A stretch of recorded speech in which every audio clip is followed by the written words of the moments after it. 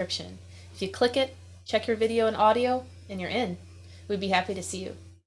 All right, Ricardo, I know you have a lot of great stuff to talk about, and I'm going to go ahead and hand it on over to you.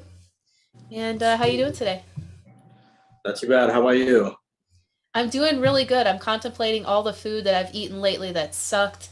I'm contemplating all sorts of stuff, but I know that I'm glad that you brought in Coach Zac today because the last presentation was super motivating. I got my butt to the gym. I was thinking and making smart choices based on what you presented. So I think today will be a nice little swift kick in the ass for me to hear you talk. But yeah, Well, how's that's it been, good. Coach Zac? I haven't seen you in a while. What was it, last May or March that we spoke to you? Yeah, it's been a while. It's good to see you again, Lauren. Great, thank you. So Well, what's on the agenda for today?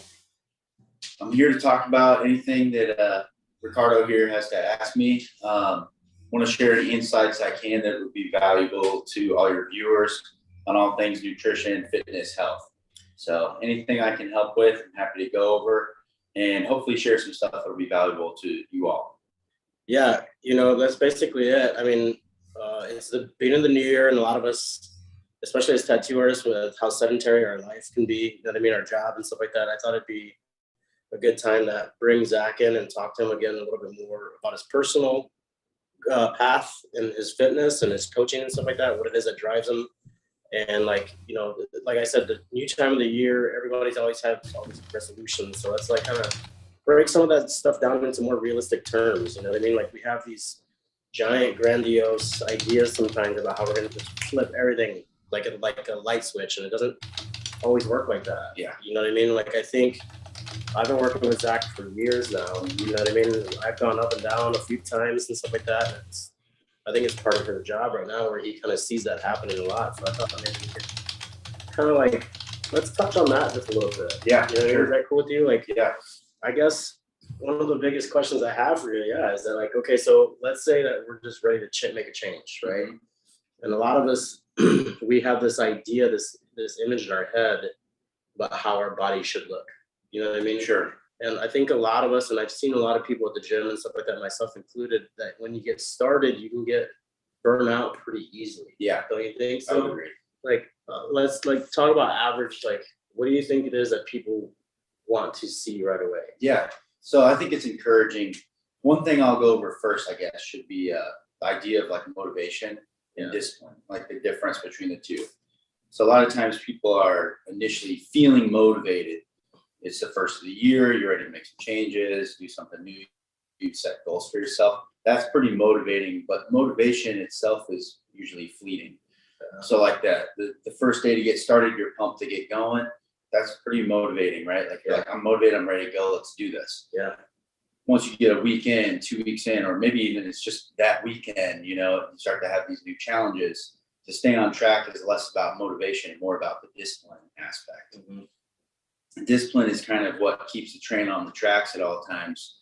Motivation is what you need to give you that boost when you're in a low spot.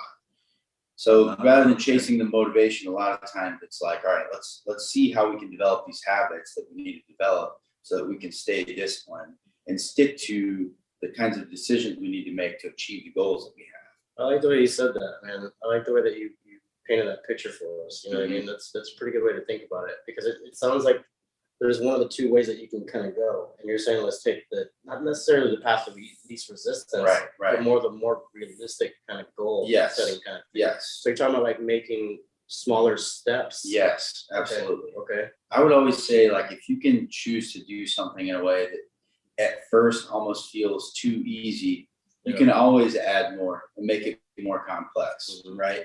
Like you can always start with, okay, I want to change my diet. I want to lose weight. So I know I need to adjust my diet accordingly. Rather than start by trying to do all the things at one time. Like I'm going to prep my food. I'm going to make my protein. I'm going to do all this stuff. I'm going to exercise. I'm going to meditate. I'm going to get daily sun exposure. I'm going to walk every day. All these things. Like pick one of them. Yeah. And chip away at that one little thing. Yeah. So usually with like the weight loss side, for example, a lot of it's going to be more related to diet. I mean, don't get me wrong, the exercise aspects and activities there too. That's like the outgoing side of the equation. But for most people, almost always the diet is the more like important overarching aspect you have to address. Yeah. But rather than like, I'm going to make my diet perfect, it's like, hey, let's focus on the things we need to do more of first, I would say, rather than like, I got to stop eating this. Mhm. Like, don't worry about that. Try and eat more of the things you know will support better decision making, like more lean proteins, more vegetables, more fruit, more nutrient dense foods. Yeah. By focusing on the more, Yeah. sometimes you don't have to worry about the less because you're already satisfied from these healthier options. Yeah, that makes sense. I mean, okay, so let's talk about like your point of view versus like the layman, right? Like, Yeah. let's talk about the person that I am, and a lot of the people that are watching the Mhm. show, they're in the industry of tattooing. Right. We've all sat down for a lot of fucking years. You know what I mean? Yes. And we've all learned to eat so fast and such Right. crap food because Yeah, it's so yeah. convenient. Yeah. So what do you think it is that like you? Okay, so let's just say we're trying to switch over for the diet. Yeah. Yeah. So what do we have to look for as far as like what not to eat? Like what do Yeah. we not eat? I think first, instead, you should take a step back and look at your environment. Okay. You know, like a lot of times your environment will dictate the kind of decisions you make. Mm, So like if you have no readily available healthy food options, mm. it's going to be very hard when you're short on time, especially to Yeah, eat totally. healthy options. Absolutely. You'll have to go out of your way to obtain those things. Yeah, yeah, Compared to like you can DoorDash anything, anytime, or go somewhere and pick it up Yeah. pretty quick. yeah. So I would say the first thing would be like, what things can I put in my environment to make me have more readily available healthy choices? Okay. Do I need to like prepare some meals ahead of time, or maybe even just like buy healthier snacks to have around? Okay. You know, like you could have protein powder, you could have canned tuna for protein, you could have healthier snack foods. Although, disclaimer, I hate the word snack. It's just another meal. Usually a snack food ends up being basically code for junk food. Yeah. Yeah. So when you are Junkies, picking actually. out healthier snacks, Yeah. you should still probably look for main food group things, like looking to eat leaner proteins, aka anything that had a mom.